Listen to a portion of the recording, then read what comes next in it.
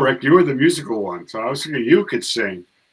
Dun dun dun! History happy hour. Happy hour. Happy hour. So welcome to History Happy Hour, and please check in the comments and let us know you're here and tell us what cocktail you might have brought to History Happy Hour today. And Chris, what about you? What did you bring? I have Doom Bar Amber Ale. All right. Well, I'm drinking a Sierra Nevada Pale Ale, but I'm drinking it in a, I don't know if you can see it, a Leinenkugel mug. Oh, so you're okay. All right. So very nice. All of which have nothing to do at all with our topic today, the American Revolution. Didn't you tell me last? Ooh,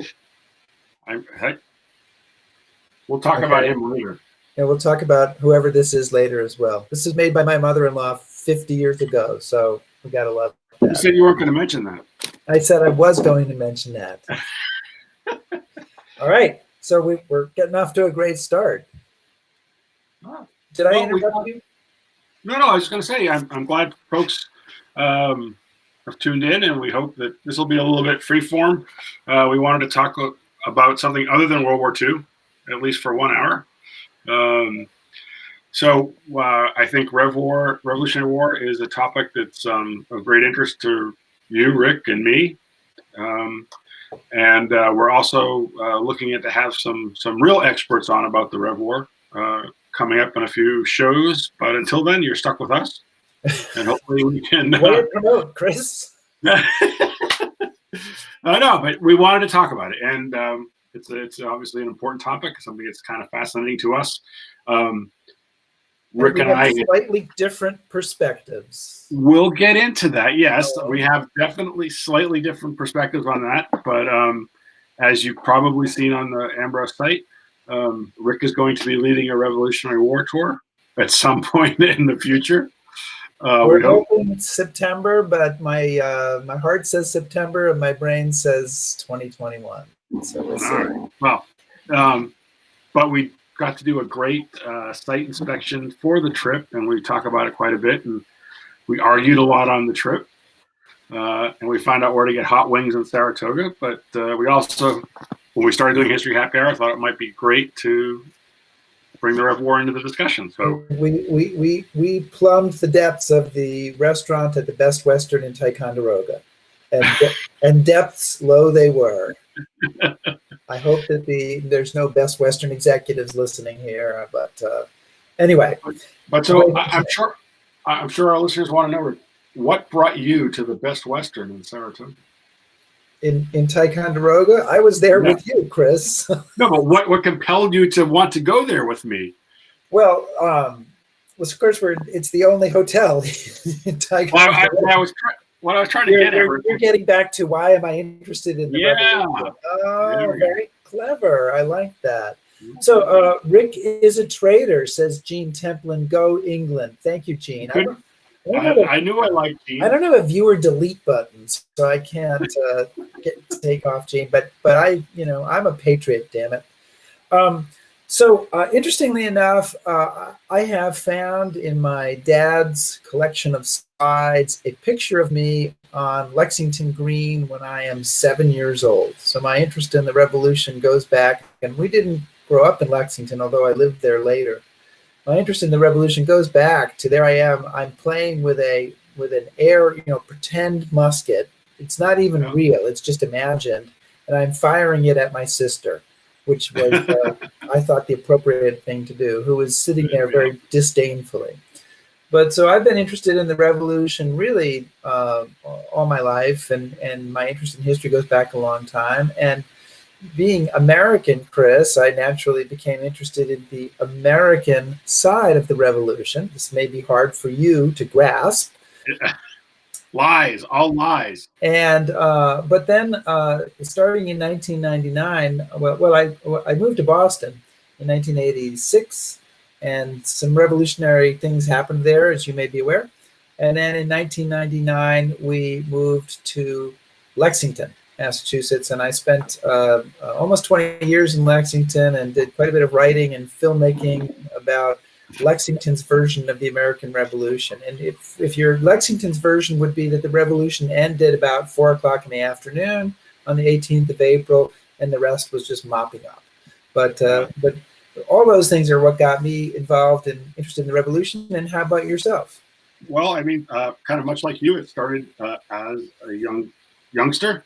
I born and raised and grew up in Boston, and I was very, very young during the bicentennial celebrations, and so it was kind of hard to escape all the Revolutionary War festivities, and it seemed like every weekend there was a reenactment or a parade or something going on, which my parents would drag me to with great reluctance. And I don't know what it was, but the redcoats always looked better. They were much snappier dressers. Yes. Yeah. And then at Bunker Hill, your mother-in-law had good taste. She did. I don't know if you remember, Rick, but when you would go to Bunker Hill, there was an exhibit there, and all the kids would go, and you would go through this exhibit, and they would ask you questions. And at the end of the exhibit, a very large computer would make lots of noise, and lights would go off, and it would spit out something that would say, "You are a patriot" or "You are a Tory," and you get a little button that you could wear around. And I must have gone there 4 or 5 times with different classes over the years.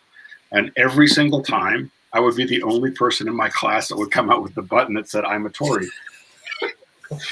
And it got so bad that I would even try to trick the computer.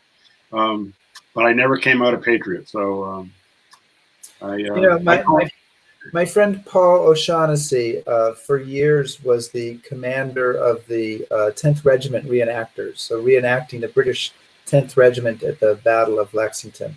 And his favorite saying in doing this was, "I'm from the government, I'm here to help." So, well, we've both been interested in the revolution a long time, and we've traveled together to Revolutionary War battlefields, and we did get a question from somebody that I thought was interesting, from Lydia, who asked us about our unsung or little-known heroes from the revolution. So maybe that's a good place to start with the question that Lydia asked us. So I'll start with you, Chris. What's your take on an unsung, overlooked, or little-known Revolutionary War person? And go with that any direction you want to. Well, I mean, I think one of the people that, being a loyalist, who I've always greatly admired, all of my Canadian friends will know exactly who I'm talking about. Most Americans will not know, and that's John Graves Simcoe. There we go. And Simcoe was a British officer, went to Eton and Oxford. He starts out at Oxford. He decides that academia is not really his bag. He wants to serve in the military. His father had been a naval officer, and his father had actually died during in 1745 when the colonists and the British took the fortress of Louisbourg, which we'll probably talk about as we go along. So he was killed during that campaign, but he wants to have a military career. He's in the 35th Regiment of Foot, and then he'll come to America and he'll serve in the 40th Foot, which was the Royal American Regiment. He serves with great distinction there. And then later on in his service, he will be given command of the Queen's Rangers. And the Queen's Rangers is a unit made up of loyalist troops, so Americans staying loyal to the crown. They serve with great distinction. Traitors. You mean traitor troops? No, I mean patriots, loyal to their king and country. And they serve with great distinction. And at the end of the war, obviously they can't stay in America. They're forced out, and they go to Canada. Simcoe will go with them. He will later become a government official in Canada. He will found the city of Toronto. He will become Governor General in Canada. He'll be very instrumental in the creation of Canada as it develops. And he introduces a number of things into Canada. English law, trial by jury. He, right from the get-go, abolishes slavery in Canada. So he's a big proponent of abolition, and kind of starts setting up what will become Canada, and then he returns to England, where he dies of old age.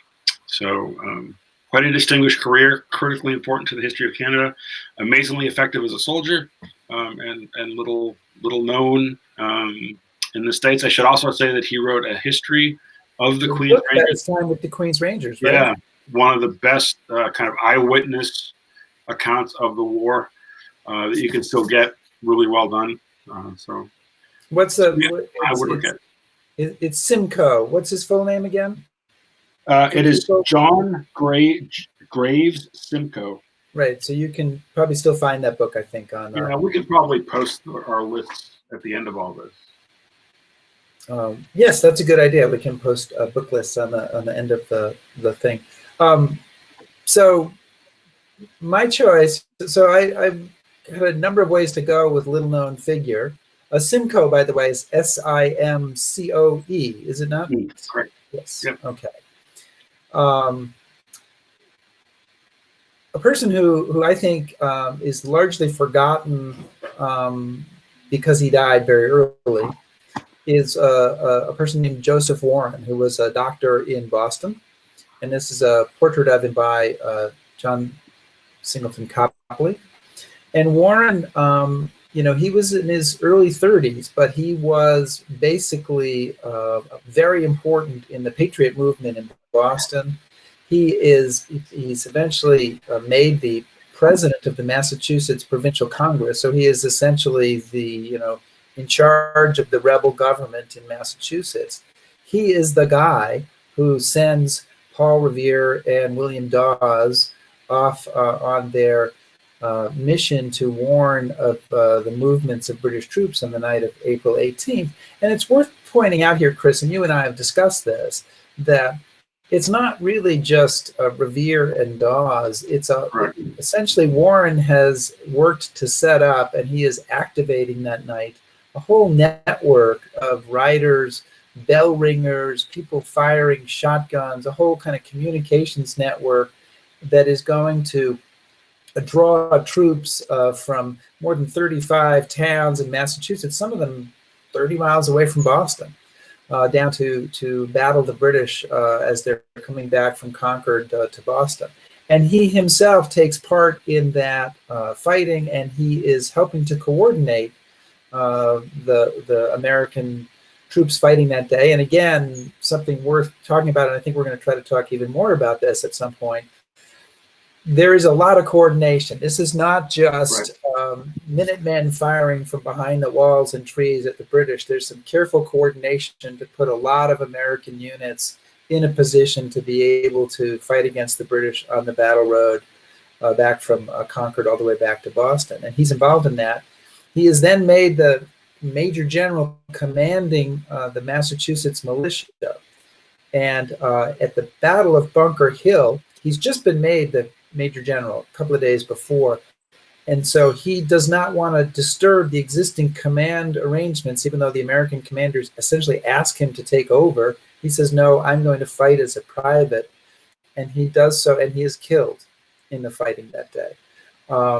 And if Warren had lived, he was incredibly intelligent. He was a very strong leader. It seems really likely to me that he might have become a major figure in the revolution and in the post-revolutionary times. And as it is, I think outside of people who are really fascinated by the revolution, he's very little known. Maybe more well-known than Simcoe, but not a lot.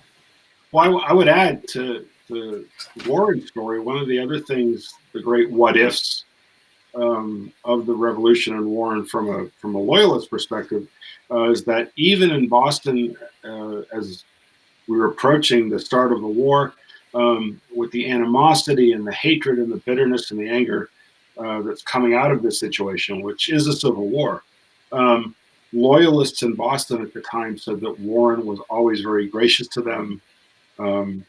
He was not, driven by rage or anger. And when word came from the battle that he had been killed, there were a number of loyalists in Boston that sent letters of condolence to the family and grieved at his loss. So another one of the great what ifs is if Warren had survived and stayed involved after the war, when things got really bad for those loyalists in Boston, would he have been kind of a Lincoln figure to sort of say, look, it's over and it's done and let's move on? And because it did get very nasty.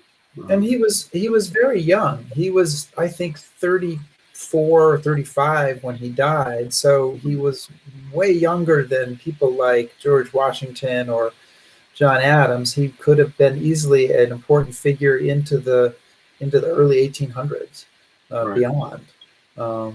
So kind of a series of what ifs there. There's during the fighting at Lexington and Concord on the Battle Road on the way back, he was almost killed by a musket ball. And when his mother heard of that, she begged him to be careful. And he said, "Where danger is, dear mother, there must your son be." And that is the quote that he said. But then when he was killed, a British major, British captain, Walter Lowry, he buried Warren on the battlefield, and his quote was that he stuffed the scoundrel with another rebel into one hole, and there he and his seditious principles may remain.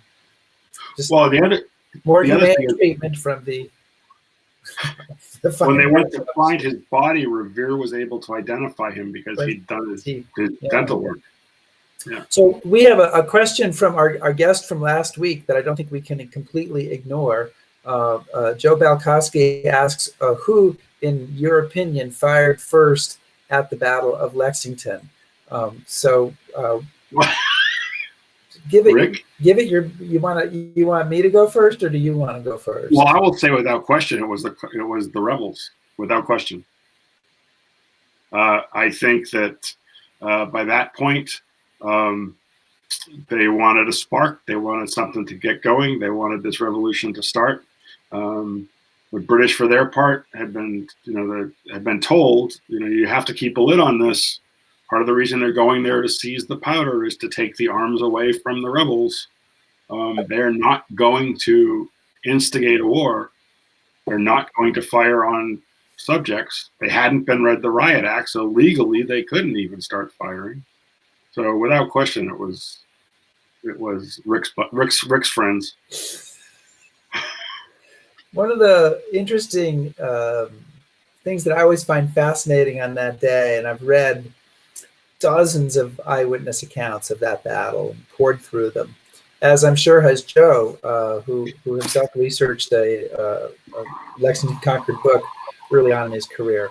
But the one of my favorite sets of quotes that I always present to people is the usually like to put them back to back, is the rebel account that said, "I heard Major Pitcairn say, 'Fire, damn you, fire.'" And next to that is the account of the British officer who said, "I heard Major Pitcairn say, 'Don't fire, keep your ranks and surround you.'"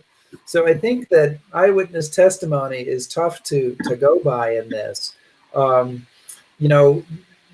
There's a lot of ways it could go. I tend to agree with you. I mean, and I tend to think, it's also, it could be an accident. It could have been on purpose. It could have been a pistol. It could have been a musket. When even in Lexington, when we do the reenactment, they have a Minuteman. Well, it's not a Minuteman. Lexington did not have Minutemen, but a Lexington militia reenactor fires the first shot. So, on balance, that seems more likely, although it's also possible that it was, muskets are not weapons that are easily controlled, and they are easily misfired. And so, I will not say it's 100%, but I do tend to agree with you. Well, I would also, I hope we're not jumping tracks here, but I want to answer Anne sent us a question. Was it true that the British fought using lines, and did they abandon that tactic in later wars, and did the Americans pioneer guerrilla warfare? Which is a very good question, and I understand why you ask it, but it's full of all kinds of mistaken notions about how the war was fought and who did what. So the great story is that the American militia fought behind trees and sniped away the British, and the British marched around in lines, and it was very easy for the Americans to shoot them, and that sort of thing. And the fact of the matter is that most of the Americans fought just as the British fought. They fought in linear tactics. They fought as organized units. First of all, they all trained with the same manuals, and you were trained to march shoulder to shoulder. The other interesting thing, one of the great myths of the Revolution, is that at Lexington and Concord, the Americans, hid behind trees and took pot shots at the British. But if you actually look at New England at that time, there were no trees. The New Englanders had cut them all down for firewood. When I was living there, I came across an interesting account from a ledger book in 1773. Boston merchants are bringing firewood in from Canada to heat their houses because they've cut down all the burnable wood anywhere within sight of Boston. So at Lexington and Concord, the Americans are fighting much the same way the British are. There's a wonderful account of the British as they approach, the Americans as they approach the British at the North Bridge in Concord. And the British eyewitnesses say that the Americans approached us as if on parade. So they marched down to fight the British. And what is interesting is if you look at the whole war, and this comes from Washington, who again had fought with the British during the French and Indian War. He wanted his army to fight as a European army. He trained them to fight as the British fought. You may have heard of Baron von Steuben. When he comes to America, one of the things that gets him his job is he's going to train the Americans to fight in a linear form, linear tactics. So you actually see the Americans becoming more European, I guess you would say. At the same time as this is happening, as the war goes on, you find the British adopting more and more irregular or looser formations. So the British are becoming more like we picture the Americans, and the Americans are becoming more like the British. Maybe a slightly different perspective. I mean, I largely agree with you, but it is also true. For example, if you look at there's a quote from Colonel Smith, who commanded the British troops at Lexington and Concord, Colonel Francis Smith, and he said, "On our leaving Concord to return to Boston, they began to fire on us from behind the walls, ditches, trees, etc., which as we marched increased to a very great degree and continued without intermission of 5 minutes altogether." So, there is some contemporary evidence for suggesting it wasn't simply kind of a parade-style approach. On the other hand, I love what comes in this quote afterwards, because I think it also speaks to this maybe a little bit in the other direction, where he said, "I can't think, but it must have been a preconcerted scheme in them to attack the king's troops at the first favorable opportunity," which I think it clearly was. So it's a much more organized. People may have been using some guerrilla tactics. Lord Percy says that they used the land very well. They used the terrain very well to their advantage, but they were operating as an organization. And it's also important to remember, I think in our image of this, which may be influenced by the Doolittle Prince or other contemporary images, we imagine the British troops are marching down the road and they're being fired at. They have flanker units out on each side. Absolutely.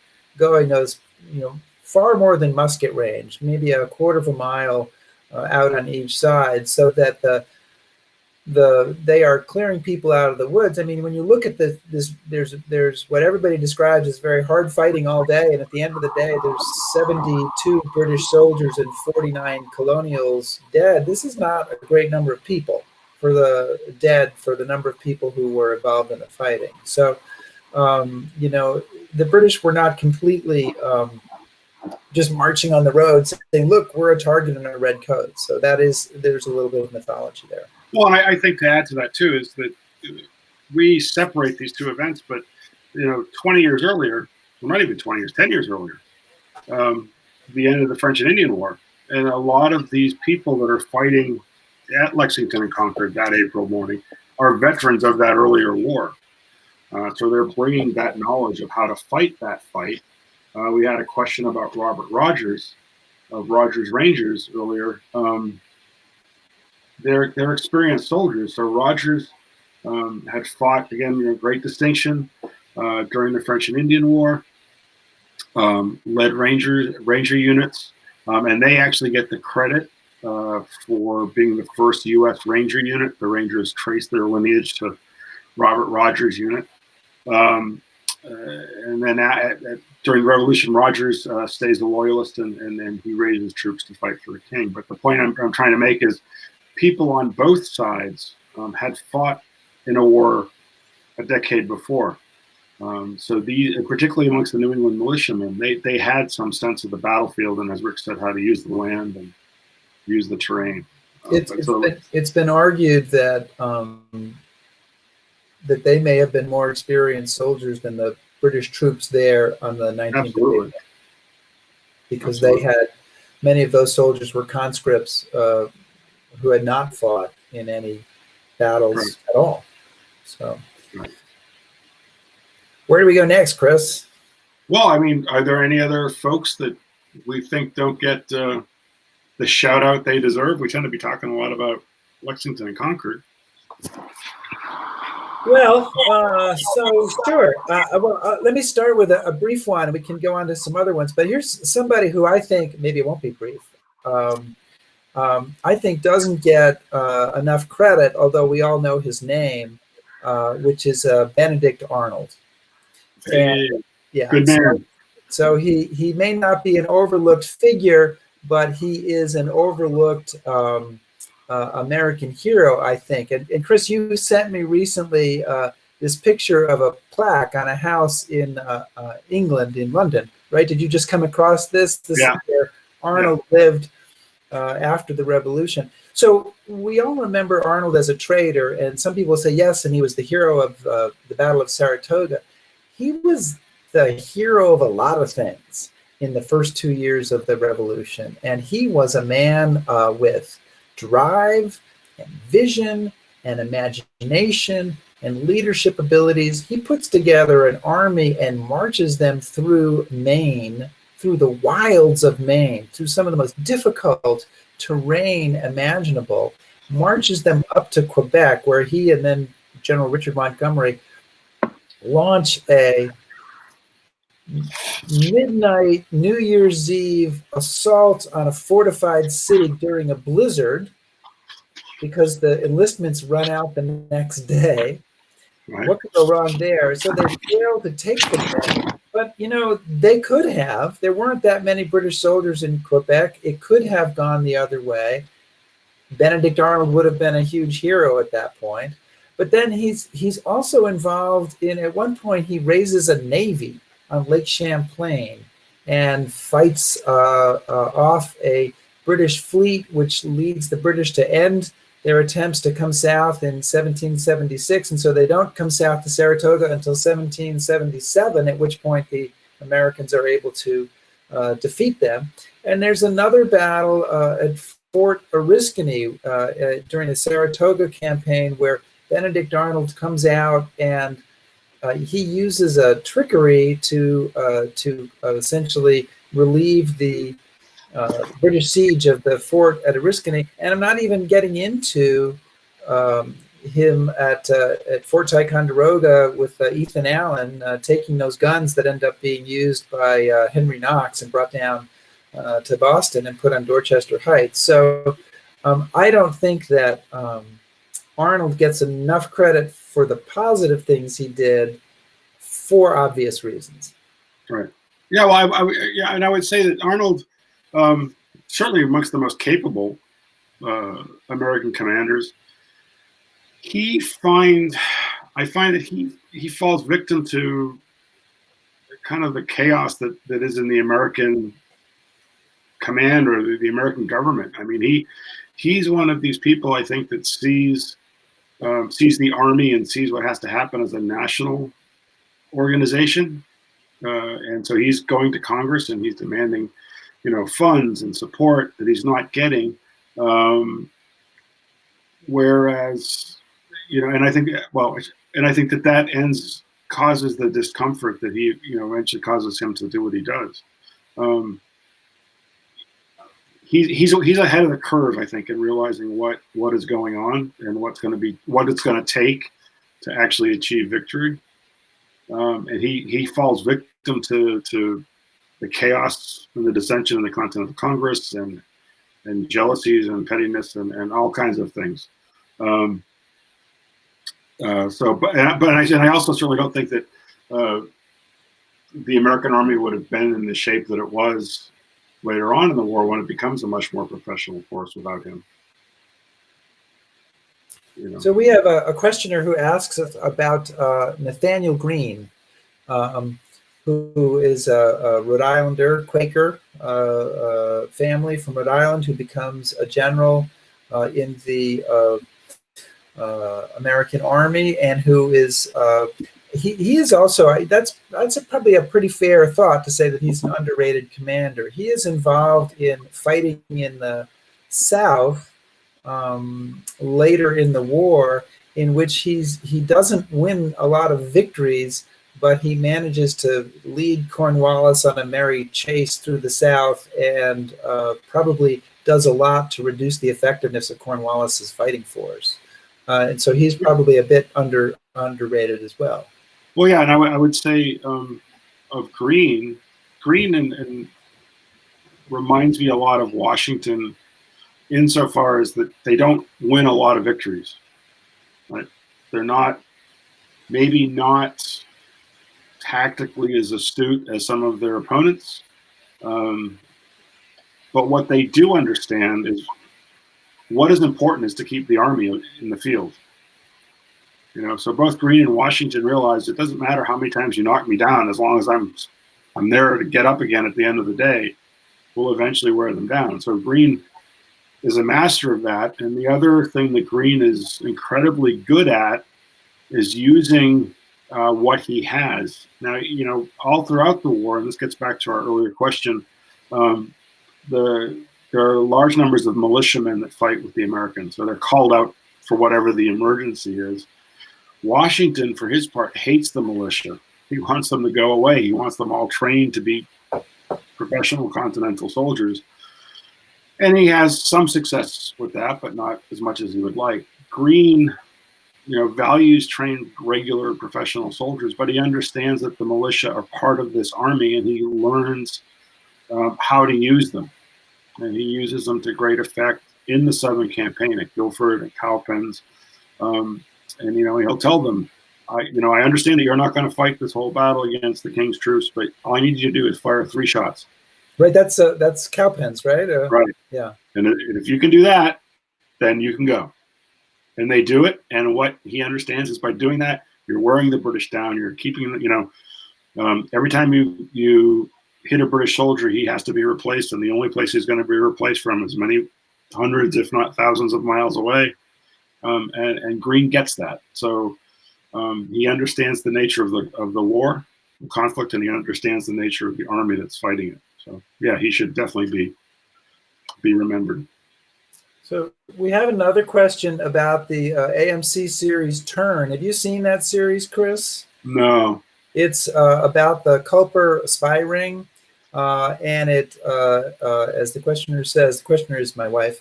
As the questioner says, it dramatizes the role of the spies, although all of the people in the series or many of them are real people.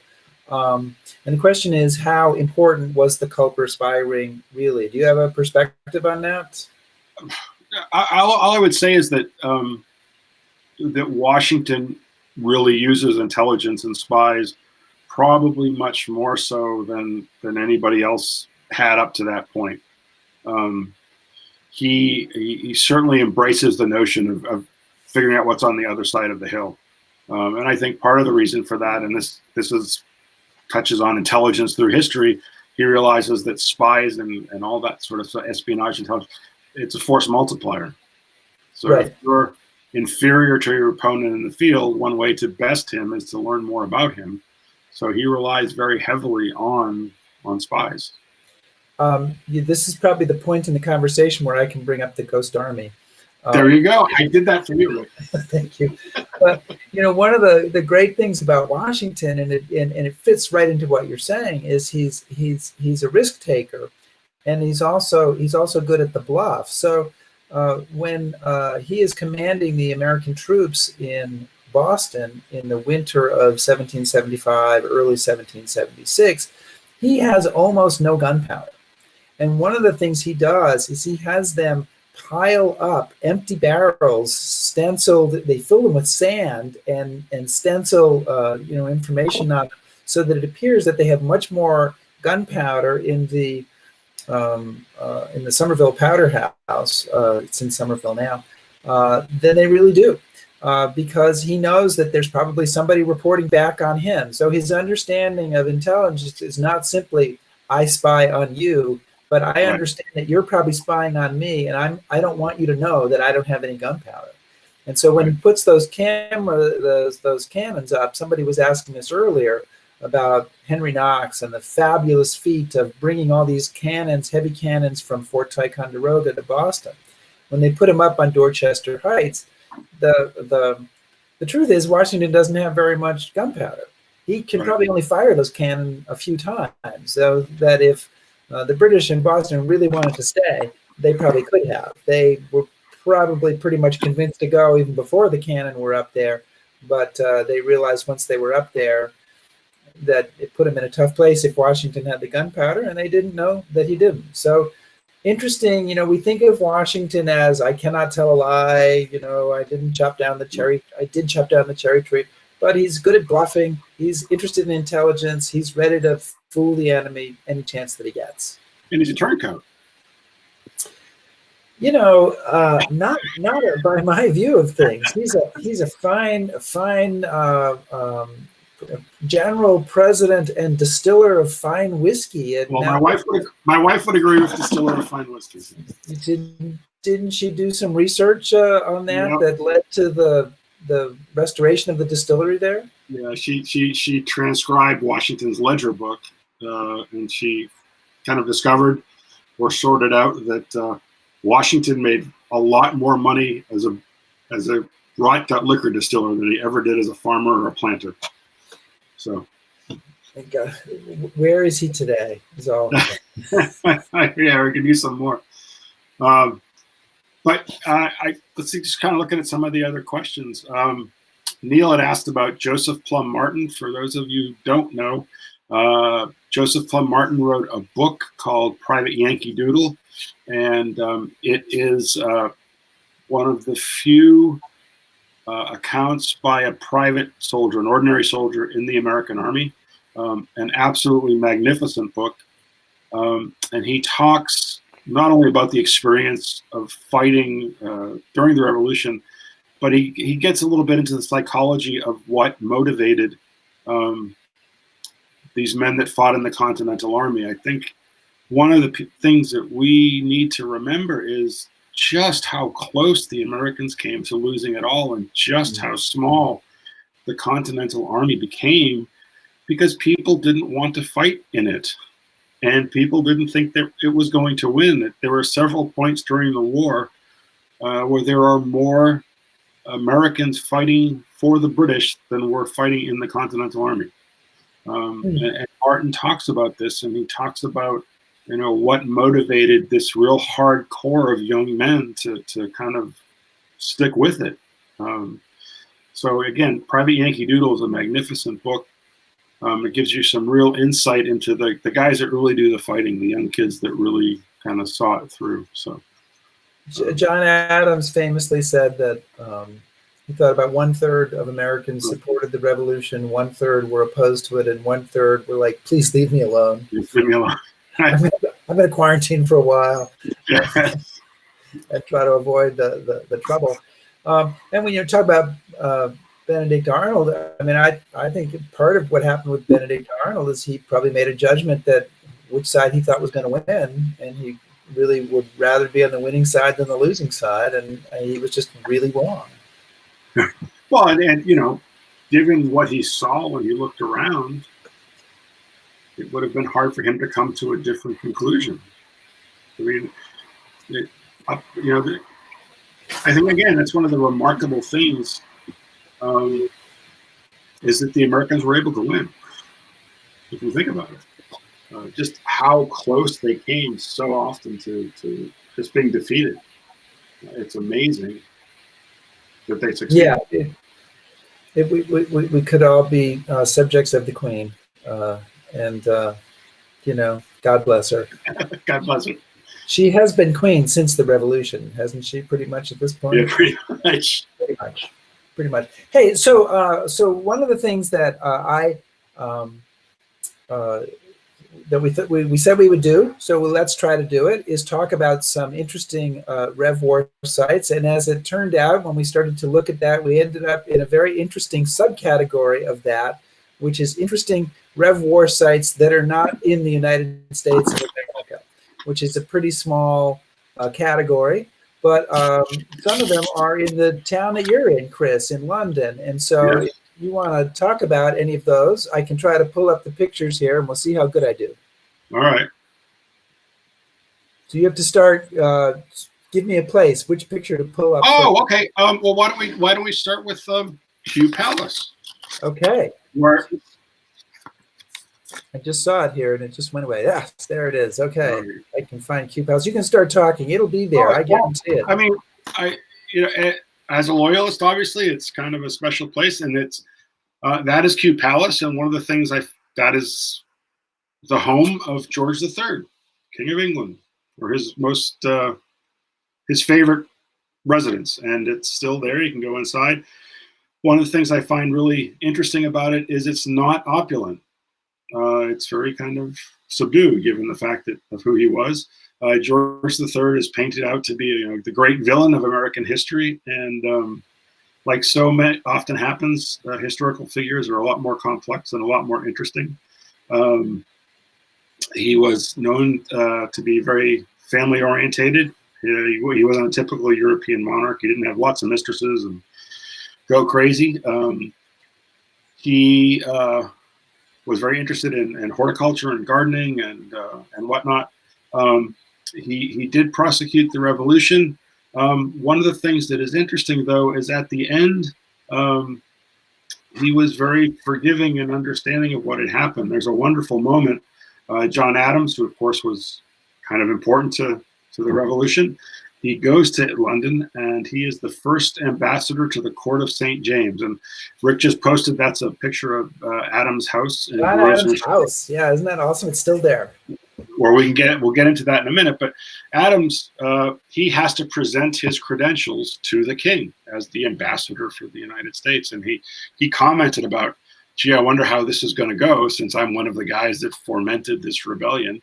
And he goes to George III, and George III rose up from his throne, which I guess was unusual, came up to Adams, and he said that, I'm paraphrasing, but basically he said, I was opposed to your leaving, and I said that I would fight till the end, to the very last, to prevent you from going. But now that you have, and that you're an independent, I also said I would be the first to welcome you. So.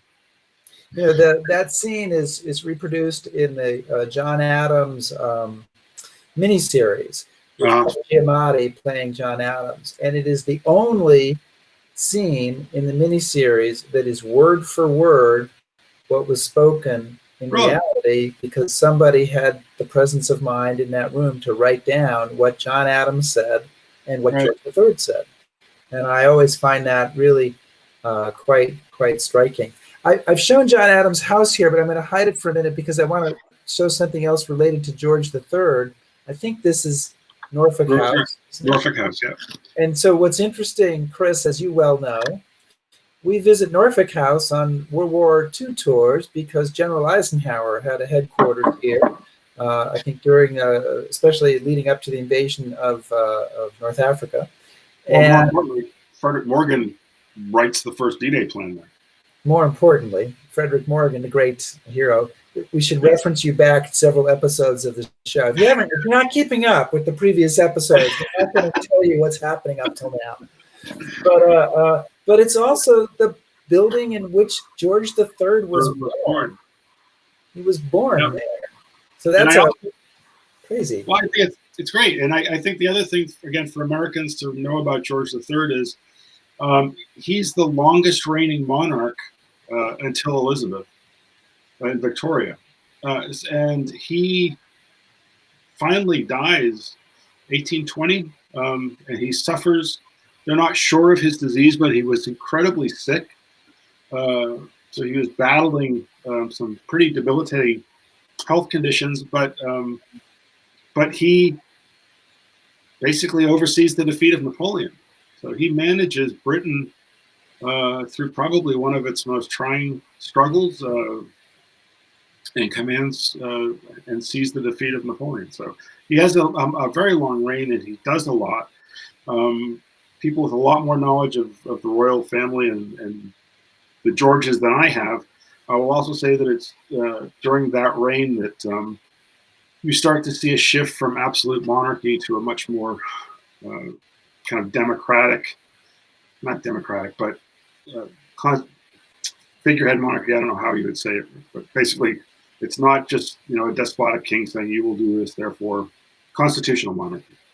You start to see a lot more of that. And you also have a lot of stuff going on in India at that time, and the development of the British Empire in India. I mean, the United States is the big failure in the British Empire building, and they learn from that failure and do things a little bit differently, not always positively, but differently, and manage to kind of keep the rest of their empire together for quite a long time.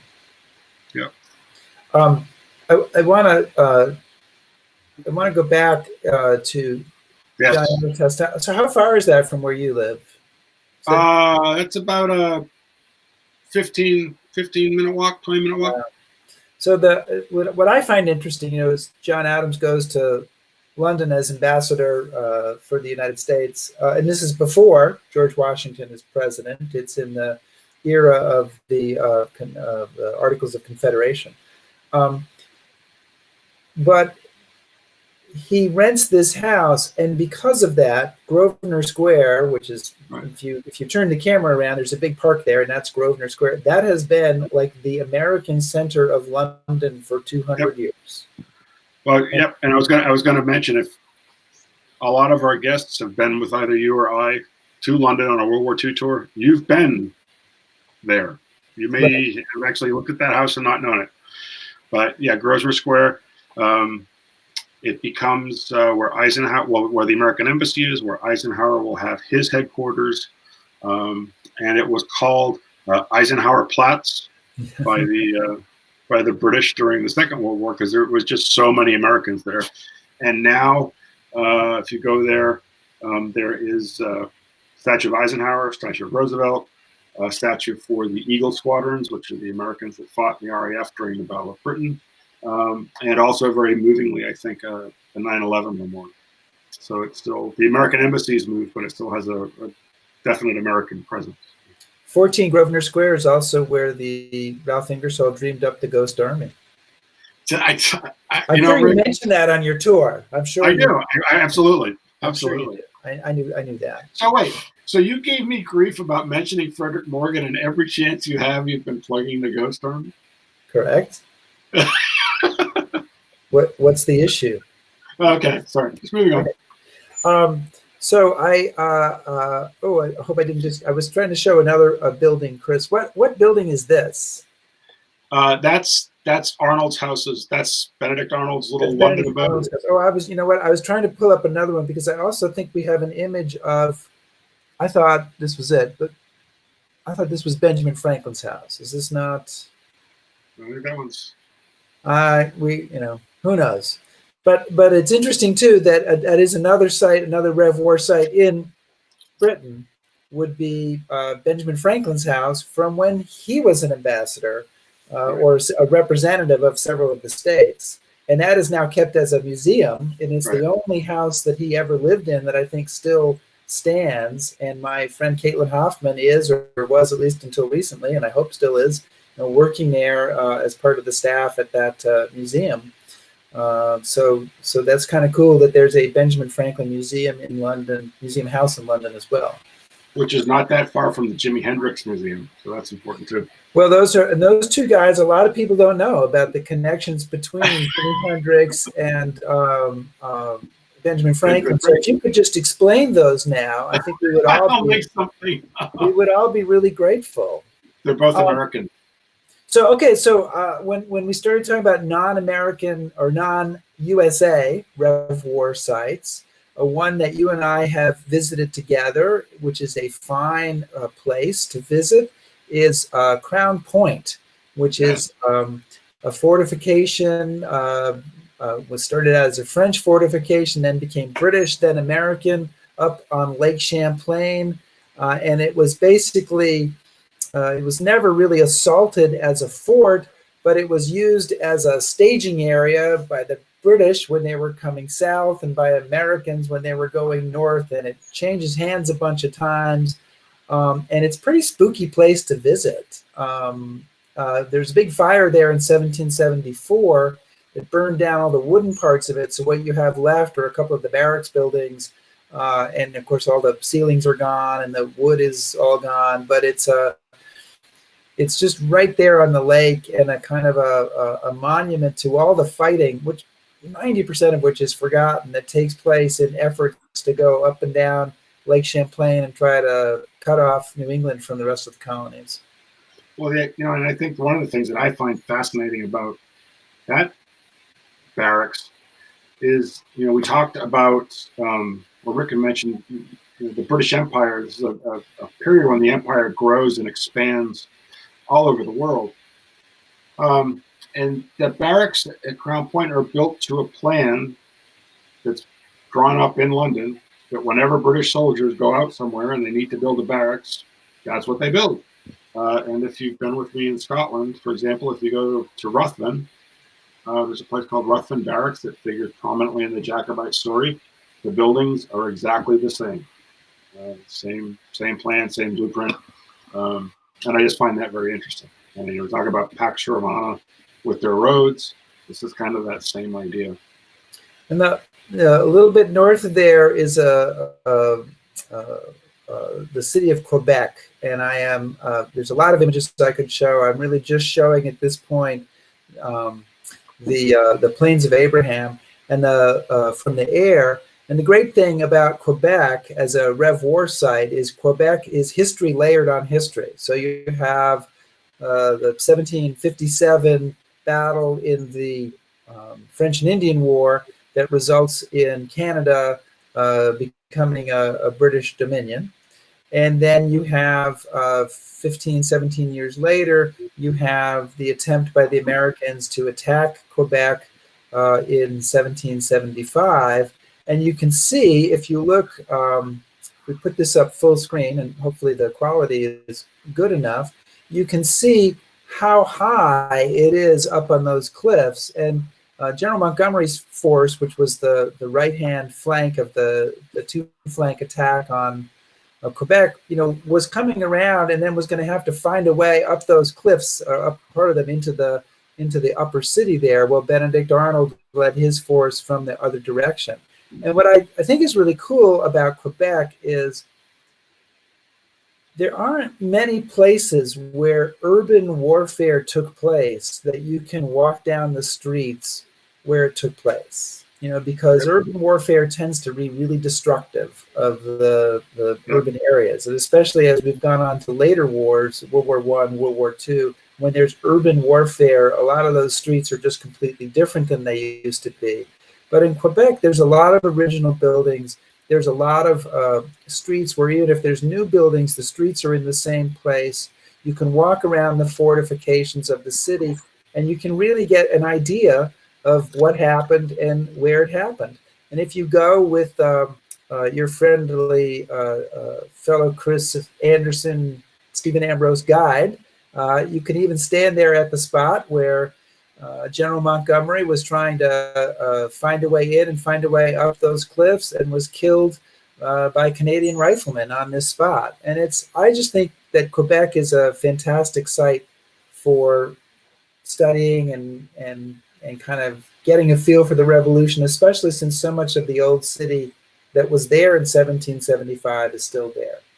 What I really enjoyed about that trip, Rick, was when we got to the city, we wanted to kind of figure out exactly where these things happened.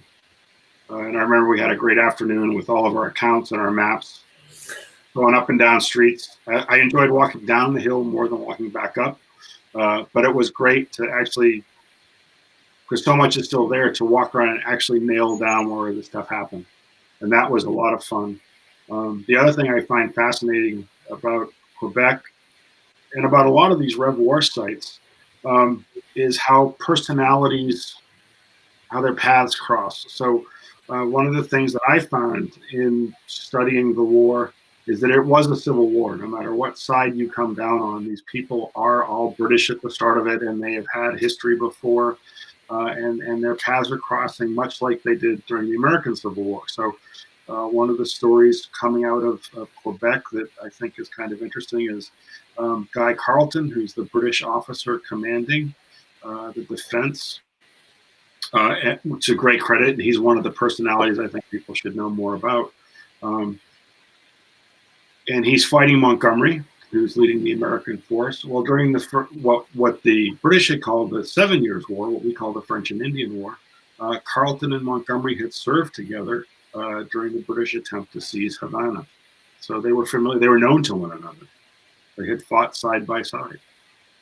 And I'm also fascinated by the people who were at Quebec who were involved in later things. We talked about Benedict Arnold being there.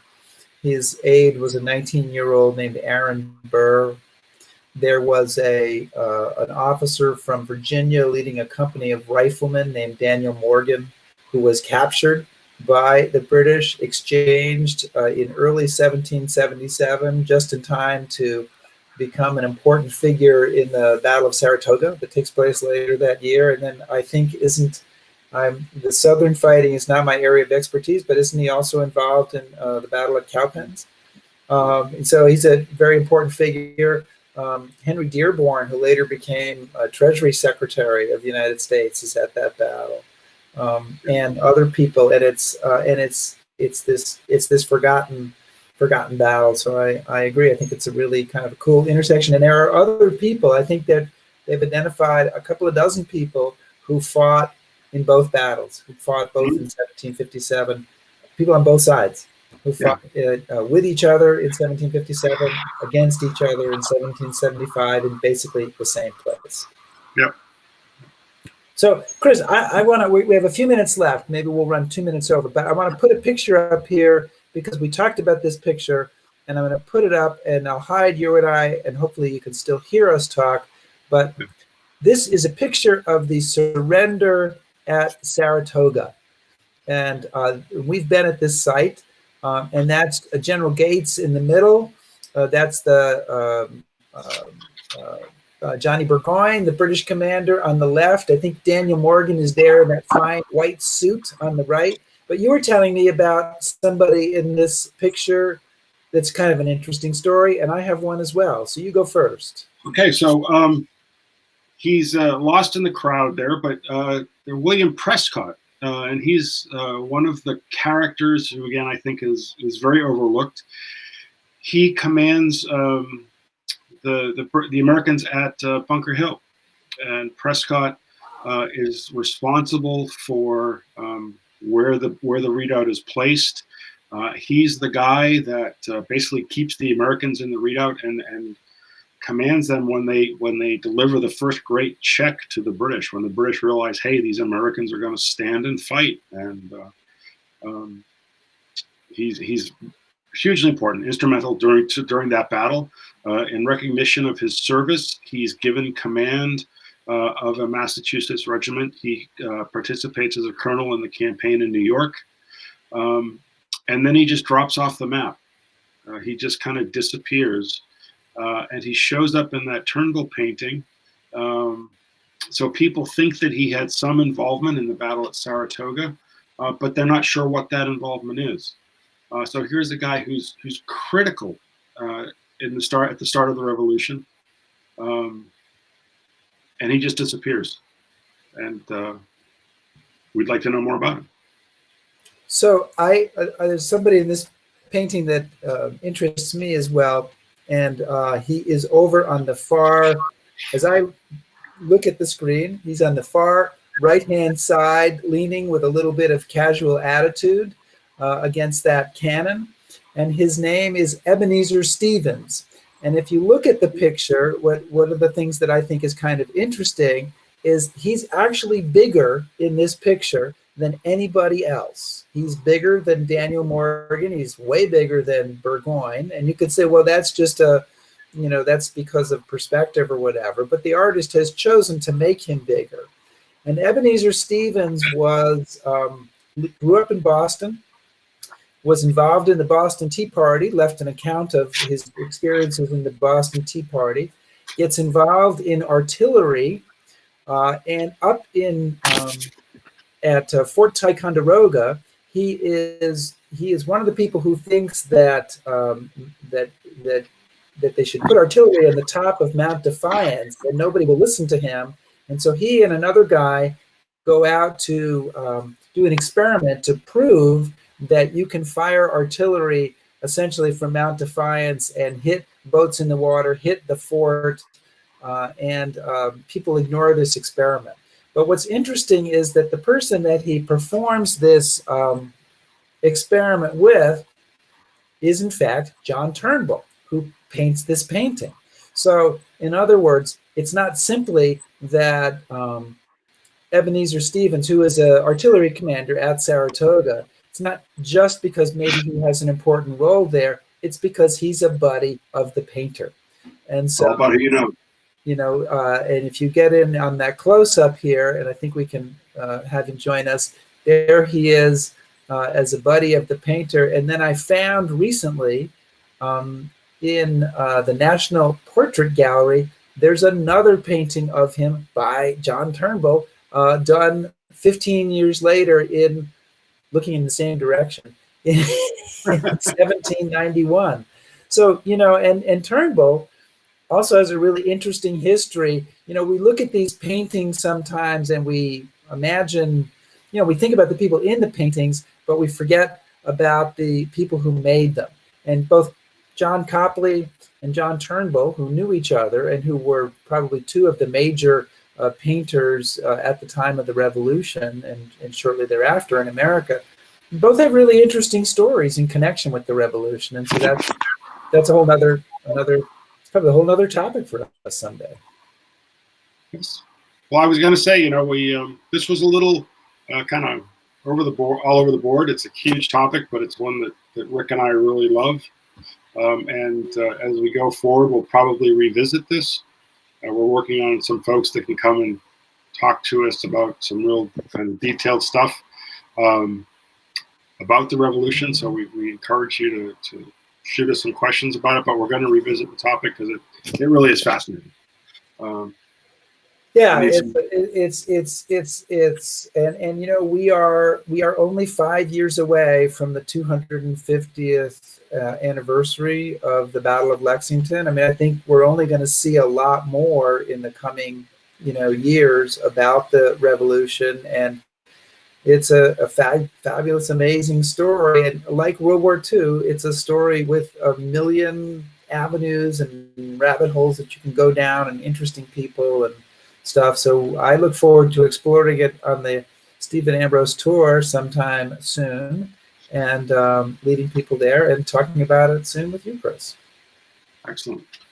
So thank you everybody for joining us in another History Happy Hour, and we have some more guests planned for coming weeks, so look for that. Probably have an announcement Wednesday about some of the stuff in upcoming weeks, and we're not going anyplace.